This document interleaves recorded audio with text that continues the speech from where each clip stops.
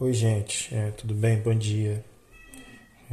Vou continuar nessa aula aqui, né? A gente falou na última aula sobre o imperialismo na África.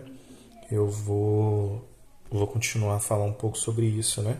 A gente falou sobre o contexto, tá? Falou como foi esse contexto do imperialismo, né? Por que aconteceu, é, o que aconteceu, né? Sobre essa questão do imperialismo ter acontecido em função de uma grande produção devido à segunda revolução industrial, tá? Aí falei também, e isso é muito importante que vocês se lembrem e entendam, a questão desse imperialismo, né, ou neocolonialismo, como é chamado também, pode ser chamado ou de imperialismo ou de neocolonialismo. Ele não foi como o outro colonialismo, né? No século XVI, ele já foi uma colônia de influências, tá? Então, qual era a ideia nesse ponto? Eu devia conseguir invadir, né? Entrar naquele lugar, entrar naquele país, tá? E a partir dessa entrada, eu consegui influenciar os indivíduos ali dentro para que eles comprassem meu produto. Essa é a ideia de influência, tá? E assim, como é que eu fazia isso? Alianças políticas, alianças econômicas. Outro ponto interessante, o uso da matéria-prima da região, tá? Então isso quer dizer que a Europa, né, que é a principal cabeça do imperialismo, e ela vinha até a África, ou a Ásia, ou a Oceania, tá? Fazia uso da matéria-prima que existia aqui, madeira, minérios, né, diamantes, ouro, pedras preciosas, carvão, ferro, entre outros, levava para a Europa novamente, ou produzia aqui mesmo algumas vezes, mas levava para a Europa. Lá na Europa fazia uma produção, convencia a população desses continentes invadidos de que eles tinham que usar esses produtos e vendia esses produtos industrializados, tá? De volta, né? Vendia de volta esses produtos aí, tá? Muito importante isso. Falei para vocês também sobre esse episódio aqui, ó, a Conferência de Berlim, né? Tá até circulado aí que eu já circulei no outro vídeo. A Conferência de Berlim vai ser o que vai definir. Eu coloquei uma imagem também. Vai definir a partilha da África, tá? Vai definir a partilha desses continentes aí, principalmente da África, né? Esses continentes explorados por essas nações europeias, tá? Então isso vai acontecer na Conferência de Berlim em 1885. Ok? Vou adiantar aqui, ó. Na verdade a gente já falou um pouco disso, né? Essa ideia desses domínios, ó. E essa página aqui fala um pouco sobre essa questão de civilização, tá? Que foi muito importante nesse período aí. Na verdade, era um período de exploração dessas sociedades, né? Mas a Europa quis dar para o mundo uma desculpa, vamos dizer assim, de que eles estavam civilizando esses países africanos. Tá bom? Ó, para legitimar essa ocupação, as potências imperialistas afirmavam que estavam levando a civilização aos povos da África, considerados como inferiores e selvagens. A violência e as políticas de caráter racistas marcaram a dominação imperialista, que apresentaram especificidades de acordo com a região. Conheça a seguir como os franceses, os belgas e os ingleses estabeleceram seus domínios sobre os povos africanos. Tá, então assim, a gente vai ter em várias regiões da África, né, Oceania, vai ter fatores diferentes nessa sociedade, tá? Por exemplo, os franceses, né, na região da Argélia, os belgas também, né? O território onde é o Congo, os ingleses no território do Sudão, da África do Sul, tá bom? Ingleses em vários outros lugares, né, gente?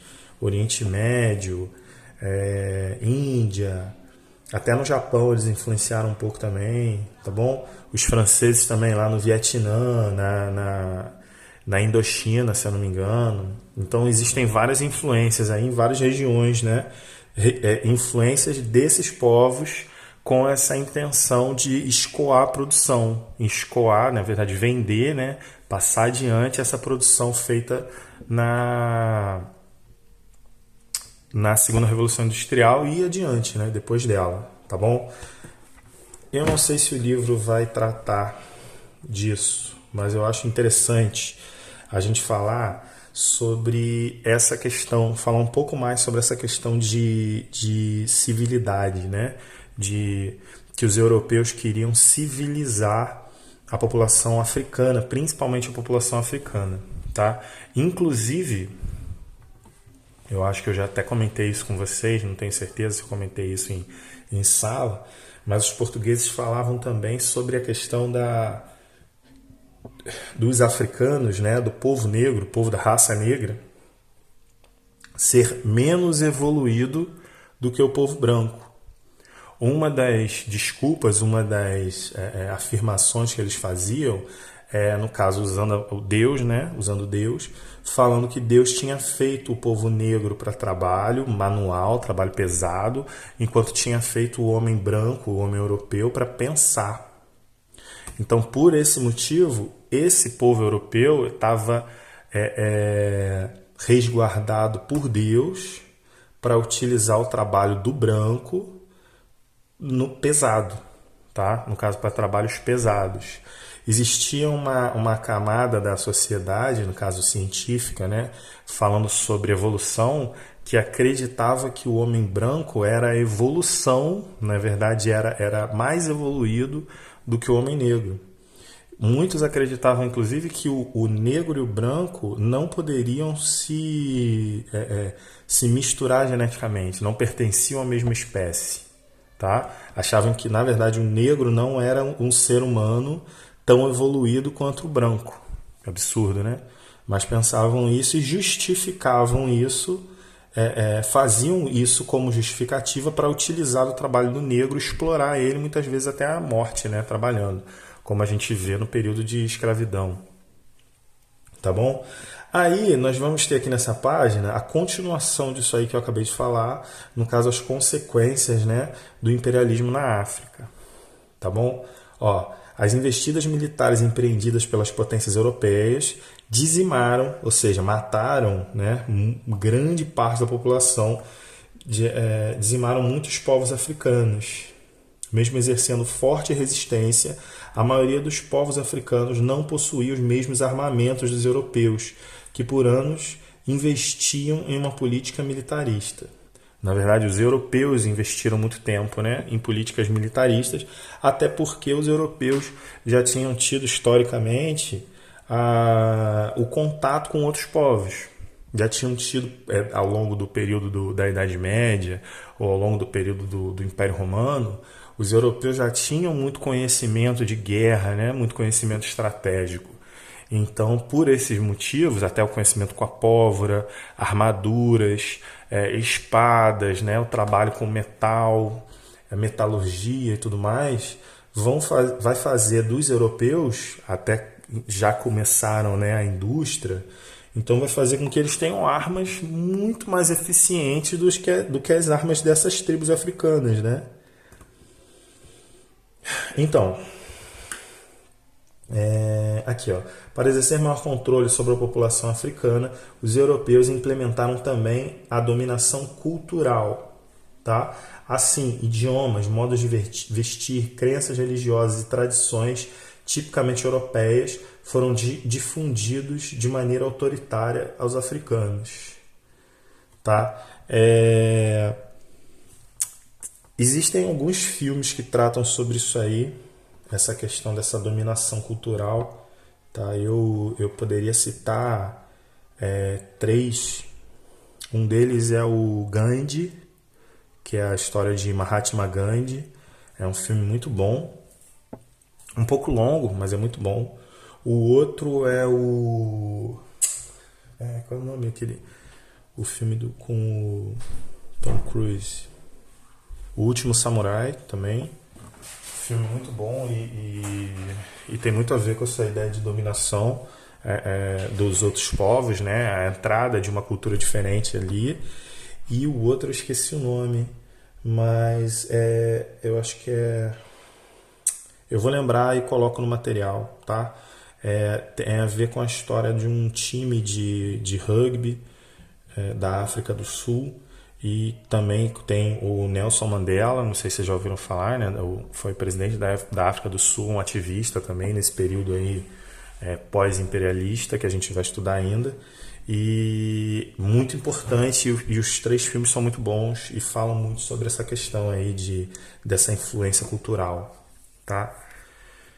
Então, essa influência cultural, gente, chegava ao ponto do indiano, por exemplo, né? Ele ter que andar em lugares próprios, ou africano, ou África do Sul, sul-africano, né? Tinha lugares próprios para o sul-africano andar e lugares próprios para o europeu andar, tá? Eles distanciavam essa realidade europeia da realidade africana, né?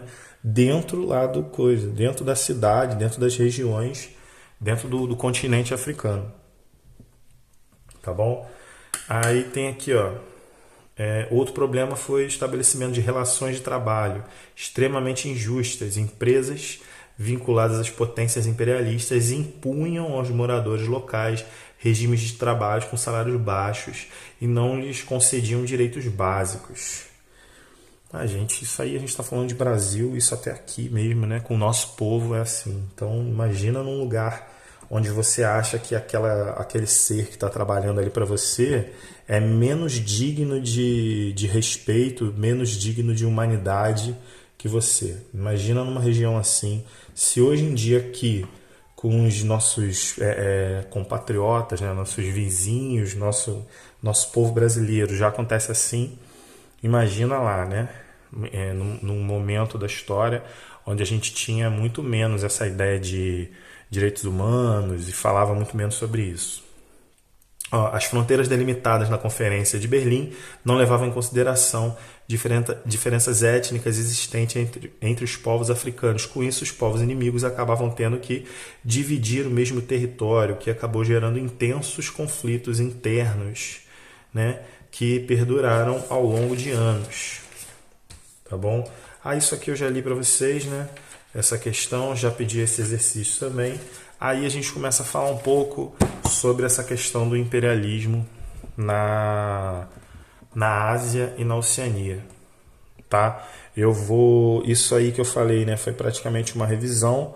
Eu vou gravar num outro vídeo falando um pouco sobre essa questão desse imperialismo na África, né? Imperialismo na Oceania, tá ok? Valeu!